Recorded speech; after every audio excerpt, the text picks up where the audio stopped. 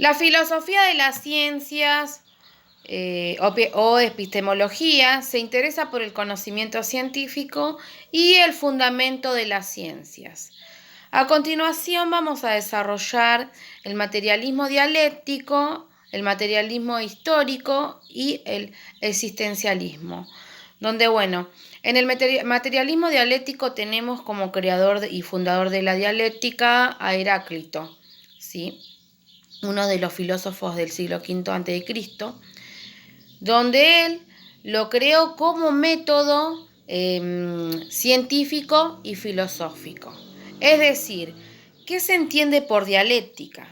Bien, es una técnica que intenta descubrir la verdad mediante la confrontación de argumentos contrarios.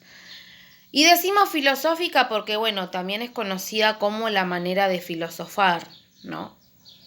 De intercambiar, de cuestionar, donde además este filósofo afirma que todo está en permanente cambio. Bien, esto trata de decirnos que todo va avanzando, que todo se va modificando, todo lo externo, ¿sí? Se va modificando. Bien, basándose en Heráclito y otros pensadores del siglo XIX, más precisamente en lo que fue 1800 y 1870, el alemán Hegel, donde él era de una corriente materialista idealista, ¿sí? Entonces él sale de ese mundo material para poder insertarse en el mundo de lo ideal, ¿sí? Donde su pensamiento, sí, para Hegel, el ser, lo existente, son formas de desarrollo de un espíritu absoluto, ¿sí? Y de la idea absoluta. Bien. Donde acá nos habla de este principio ideal, no material, ¿sí? Donde, nos dice que lo externo es generador de todo lo existente, ¿sí? Bien. Entre 1840 y 1870, Marx y Engels retoman el pensamiento de Hegel, ¿sí? Pero salen del plano de lo ideal para poder inclinarse por un costado concreto y material de la dialéctica, ¿sí? Entonces ahí ellos empiezan a iniciar una nueva forma tomando en cuenta, ¿no?, el pensamiento de Hegel. Entonces nace ahí una nueva concepción, ¿sí? Donde tenemos lo que es el materialismo dialéctico, que está en polémica entre el idealismo y el materialismo, ¿sí? Entonces, acá lo que nos trata de decir que se basa en esa relación entre el ser y el pensar, el espíritu y la naturaleza. O sea que nos habla del cuestionamiento, ¿sí? Nos habla de lo ideal, ¿no? Y del materialismo de lo externo también, ¿sí? Entonces acá también abre una pregunta donde nos dice de qué manera se relaciona esta cuestión con la psicología social. Bien, esto lo voy a decir desde lo que es la psicología social, donde nos habla de cambio y transformación, ¿sí? A eso se refiere. Donde la dialéctica como visión integradora del ser y del pensamiento en transformación permanente están presentes, ¿sí? Y se relacionan con la praxis, con la experiencia entre el terreno de la psicología, ¿sí? Son conceptos ¿no?, muy oportunos en cuanto a poder entendernos en esa transformación permanente. Y es un pensamiento también pichoniano, donde decía Pichón que estamos en constante cambio también. Bien, entonces, para el materialismo dialéctico, el mundo es un proceso, es materia sometida, ¿sí?, a un desarrollo histórico, ¿sí? Porque, tiene que ver con todo lo que se va atravesando, ¿no?, mediante la historia. Ya que el movimiento es la forma de existencia de la materia, ¿sí? Entonces, se abre la discusión sobre el ser y el pensar, ¿no?, donde el materialismo dialéctico nos va a decir que no es la conciencia del hombre la que determina su existencia, sino su ser social, ¿sí? Porque sabemos que nosotros somos seres sociales desde que nacemos, no nos constituimos sin ese otros. ¿sí? Nos satisfacemos socialmente, ¿mediante qué? Mediante relaciones que determinan su conciencia. Bien. Entonces, también, bueno, acá nos habla que las ideas operan sobre una realidad que permite su transformación. Donde, bueno, la ideología, la práctica, todo se va modificando, ¿sí? Los pensamientos, ¿no? Esa ideología que tenemos. Bien, después tenemos el materialismo histórico. De esta manera nos vamos a encontrar con la concepción de la historia de las sociedades humanas creadas por Karl Marx, ¿no? Y Federico Engel. En este caso nos habla sobre la división del trabajo, ¿sí?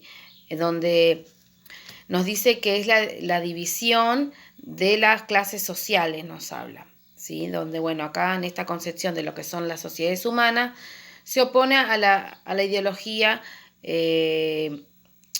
a la idea, ¿no? Espiritualista, donde Hegel, lo cual el espíritu nos decía que era determinado por la historia, ¿no? Entonces, acá lo que nos habla Marx, ¿sí? Que no es la conciencia o el espíritu lo que determina la vida, sino que lo que determina la conciencia es el espíritu, ¿sí? Donde acá él trata de remarcar con esto lo que llama la superestructura de la vida, ¿no? Que es reflejo de la infraestructura, donde nos dice que la posición de los hombres en el sistema de producción, ¿no? Esto es las condiciones materiales, lo que explica esta idea. Bien, entonces claramente el pensamiento de Marx, ¿sí? Y de Engel tiene que ver con la división del trabajo, ¿sí? Donde nos dice que es el origen de la división de las clases sociales, ¿sí? Entonces también parte acá de la producción, ¿sí?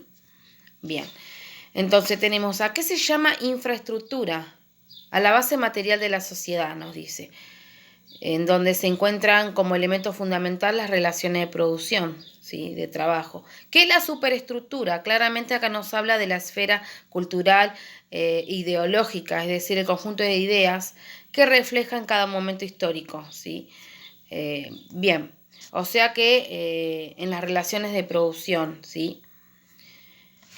Bien, después vamos a tener a continuación, ¿sí? ¿A qué llamamos clase en sí?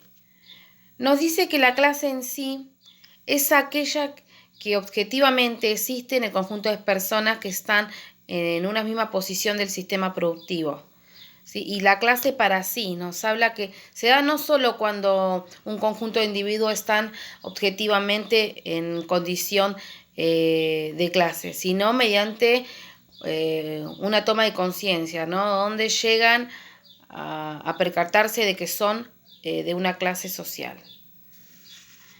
Bien, donde, bueno, también hace aporte, ¿no? De que el hombre comienza a tomar las riendas de su vida, a liberarse cuando toma conciencia de su clase mediante los conceptos. Bien, entonces nosotros tenemos que entender también que para el marxismo histórico la historia es una sucesión de modos de producción, es lo que veníamos diciendo. El existencialismo. Acá lo tenemos a Sartre, que para poder elaborar su teoría se basa en el pensamiento filosófico de Kierkegaard, ¿sí? El padre del existencialismo moderno. Bien, donde, bueno, lo que hace Sartre, ¿sí? Retoma esos conceptos de este pensador para hacer su camino, donde la preocupación de este francés es la cuestión humana, ¿no? Donde en su conferencia nos habla del humanismo, ¿no? Y ahí él plantea su posición ética. Sartre plantea que cada hombre es responsable de sus actos, ¿no? Y que cuando elige determinada manera de existir, nos va a decir que elige para toda la humanidad, como casarse, constituir una familia, o sea que está eligiendo cierto tipo de vida, ¿sí? Y donde además es responsable, ¿sí? De lo que hace. Bien. Además, él nos habla tres conceptos importantes, donde tenemos la angustia, el desamparo y la desesperación, ¿sí? Entonces, él nos habla de estos conceptos, donde la angustia hace referencia a la responsabilidad del ser humano ante cada elección que realiza. El desamparo, que el hombre está solo y que Dios no existe porque él era ateo, no creía, ¿sí? La desesperación, que significa que el existencialismo no espera al hombre cosa alguna que no depende de su voluntad.